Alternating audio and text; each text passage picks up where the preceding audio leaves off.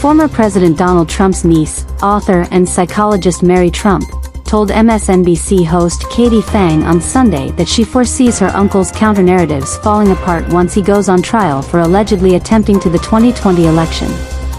Trump and 18 of his allies were indicted for 41 felonies by Fulton County, Georgia District Attorney Fani Willis, whose indictment accuses the defendants of orchestrating a conspiracy in violation of the Racketeer Influenced and Corrupt Organizations (RICO) Act of 1970. Trump also faces another 50 criminal charges stemming from his failed 2020 gambits, the allegedly unlawful retention of classified documents at his Palm Beach, Florida Mar-a-Lago estate, and his company's suspected violations of campaign finance laws. Given the depth of her uncle's legal quagmires, Trump opined that it is probably getting harder for him to believe that even he can bluster his way through 4 indictments and 91 criminal charges. But as we've seen recently, he's going to try.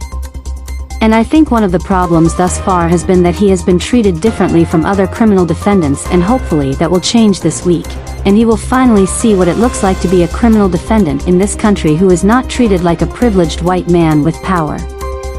Phang noted that, in Georgia, cameras are allowed inside of the courtrooms absent good cause to exclude them. We've seen their use so far through the unsealing of the indictment just last week.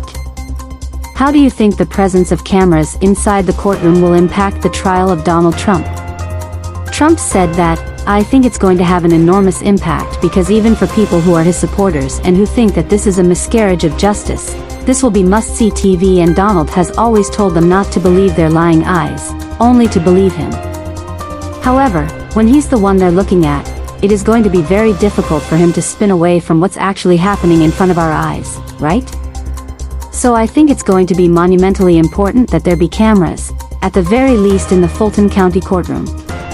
And I also think that it's going to be something that Donald himself is gonna regret.